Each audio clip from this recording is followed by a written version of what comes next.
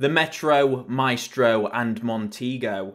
The new Austin range for the 1980s was on a mission to help regain market share for one of Britain's largest car manufacturers, Austin Rover. MG, a marque founded by Cecil Kimber in the 1920s, responsible for some of the most incredible sports cars the country had to offer, including the MGA, a car that rolled out of Abingdon first in 1955, continuing through the 50s, with performance variants such as the twin cam. A mysterious 1970s turbocharged Marina engine, years ahead of the competition. In the early 1980s, all of these components would come together to launch the new MG Turbo range. This is the story of Austin Rover's quest to turn the ordinary into extraordinary, even making the MG Maestro Turbo so scary fast, it had to be dialed down for production, turning an unassuming family hatchback into a Ferrari-beating monster. Hello everybody and welcome to this video. If you're not subscribed already, please make sure to do so. It really does help me out and you get to see more of this. More history videos, more cool projects like 2600R, my Rover SD1 6-cylinder and my Ford Cortina project. Make sure to drop a like on the video if you liked it and drop a comment below. Do you have any Austin Rover memories and what do you think of the MG Turbo range? But without further delay, let's get into the video on the MG Turbos of the 1980s. The 1980s and British Leyland, now known as Austin Rover, was an interesting time. A post-Michael Edwards company that was finally getting into shape after the years of turmoil following the Ryder Report of 1975. A new era was beginning and Austin Rover were poised and ready to take the 80s by force. Metro had been launched in 1980, the new British small car to beat the world.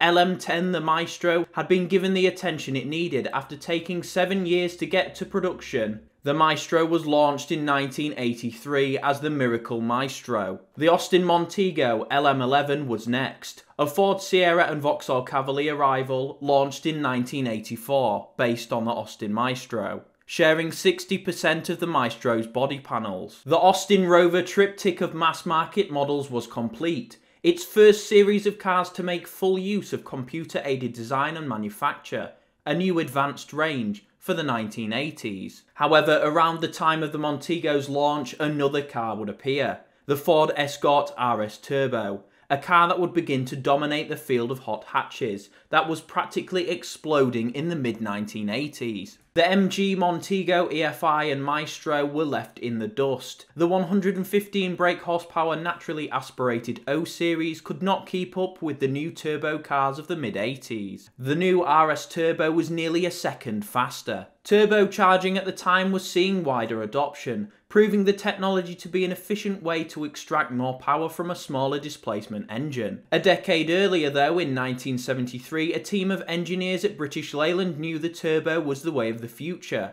After the Marina Marauder's successful testing at Myra, BL engineer Jeff Johnson would ponder new ways to make the B Series more powerful, leading him to discuss this development with another colleague, Ray Battersby, another turbocharging enthusiast who worked in power unit design in the drawing office at Longbridge. In collaboration with Holset turbochargers and other component manufacturers such as SU, May 1974 would see the turbo petrol dream come to life.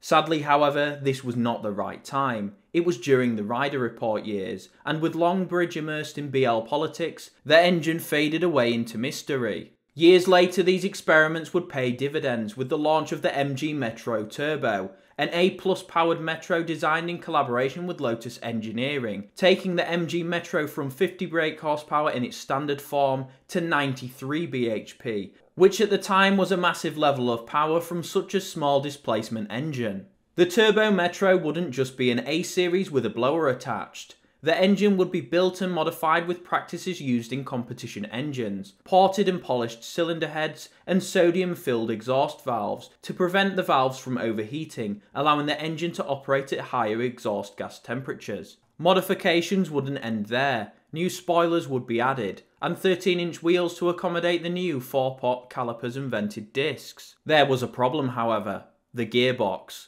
A major issue would appear during development. The 4-speed gearbox simply could not handle the sudden power from the Garrett T3 turbocharger kicking in. Austin Rover engineers weren't going to give up that easy. To compensate for the stress on the gearbox, they developed a new two-stage electronic boost controller to soften the impact. This complex boost controller setup would be the forerunner for nearly all of the modern turbocharged engines. The MG Metro was a success, but that didn't solve the Ford Escort-sized problem. Even though in 1985 the Maestro would outsell the Escort, sales were starting to dip, and sadly for the Montego, things were about to get much worse. The Austin Montego's main competitors, the Ford Sierra and Vauxhall Cavalier, would have an ace up their sleeve: the European Economic Community, or EEC. Thanks to Ford and GM both being wealthy American companies, they had seized the opportunity early with their strategic investments in Europe. This allowed them to build and import their cars tariff-free into the UK from their European plants. This would also allow them to take advantage of the exchange rate fluctuations.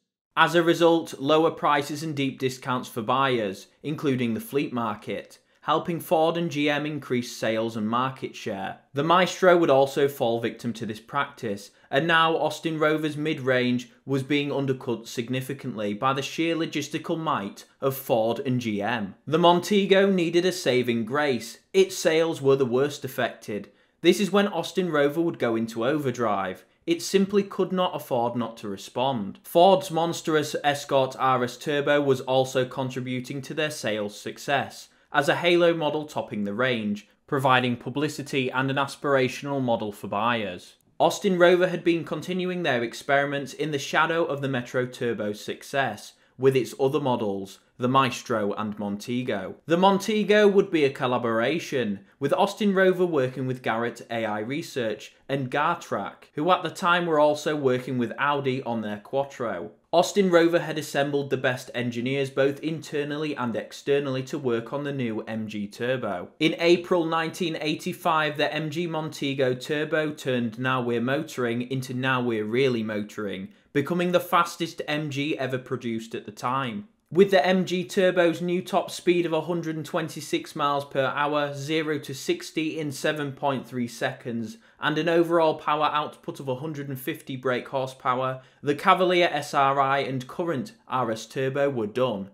The new Montego Turbo wasn't all about brute force. There was some interesting engineering at play. The engine intake manifold pressure was controlled by bypassing exhaust gas around the turbine, and was the most efficient and practical method of control in terms of overall engine performance. The engine would be fed by a single HIF 44 SU carburetor, with a unique inlet manifold with short tracts, to improve the turbo's overall responsiveness. Fuel delivery was thanks to a new Bosch high-pressure fuel pump, which delivered fuel at 40 psi. The new spoilers and styling gave the car a drag coefficient of 0.35. Brakes and suspension were also uprated.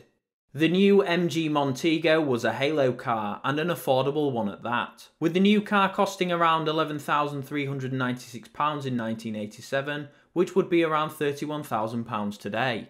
The MG Montego Turbo would attract sales and become one of the 80s most desirable turbo saloons.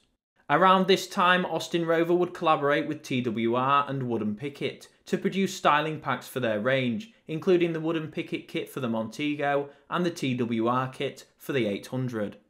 1986 would mark the year of the 16-valve revolution.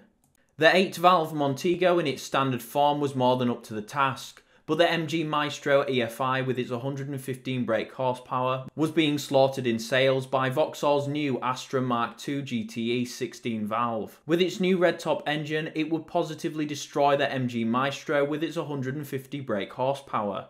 Austin Rover knew it needed to keep up to attract buyers, beginning one of the most incredible reactions to competition Austin Rover would ever produce, the MG Maestro Turbo. Earlier in the Montego Turbo's development, the Maestro was also being explored, but it ended up being simply too fast to tame. Richard Hamblin, director of ARG's concept design, and the team at Canley would set in motion one of the most masterful responses to competing cars in the history of Austin Rover. The car's design would be set in motion in the Austin Rover Advanced Design Studio in Canley. David Saddington would produce styling sketches for the new car. A new MG Maestro would be earmarked for the prototype build team to create the new car. Registered D786 POF, The 1987 model year Maestro fitted with the standard O series from the Montego Turbo, tweaked to offer even more performance. The standard 1987 model year Maestro would be modified to fit the Montego Turbo's O series engine. At the time, Austin Rover were running into capacity issues in-house for both development and production. In 1987, Tickford would be approached by Richard Hamblin. Aston Martin Tickford, the creators of the legendary Capri Tickford Turbo and RS 500 Sierra Cosworth, were contracted to help develop the new MG Maestro Turbo. Peter Arnold, chassis engineer at Tickford, would become the project's manager on Tickford's end. A full-size clay model was then created with the new signature body kit, including integrated Lucas fog lights. The new Maestro Turbo would use most of the MG Montego Turbo's drivetrain and suspension, but with an uprated crossmember produced by Cowley and then modified by Tickford. On Tuesday the 18th of October 1988, Austin Rover would shock the motoring world when the new MG Turbo was launched at the British International Motor Show. The Maestro Turbos were assembled with other Maestros at Rover's Cowley factory before being shipped to Tickford to be finished in their Bedworth plant, with applications of graphics and the body kit. They were then returned to Rover before being dispatched to dealers. Initially 500 were commissioned, but records indicate 505 were produced. The MG Maestro Turbo would maintain the standard specifications of the MG Montego Turbo, but with a difference. The limited run gave the car a cult status, and the new development doctrine, thanks to the team, would later help spawn RSP or Rover Special Products, creators of some of the most mysterious Rover cars ever made. And let me know in the comments if you'd like me to cover this in future. Meanwhile, MG Maestro Turbos were being tested by the press, and according to reports by Jeremy Clarkson, these cars would have the boost turned up, resulting in the 7.3 second 0 to 60 being reduced to 6.6 seconds. These cars would apparently blow up after a single test. I cannot, however, find any reports of this happening. If you can, let me know. The MG Turbo range would go on to become classics, but the Maestro Turbo would gain a cult following.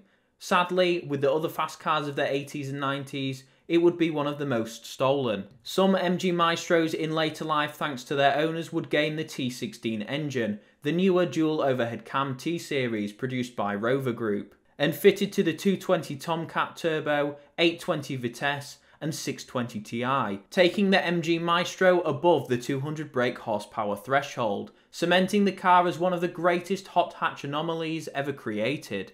Austin Rover discontinued the MG Maestro Turbo in 1988, with 505 produced.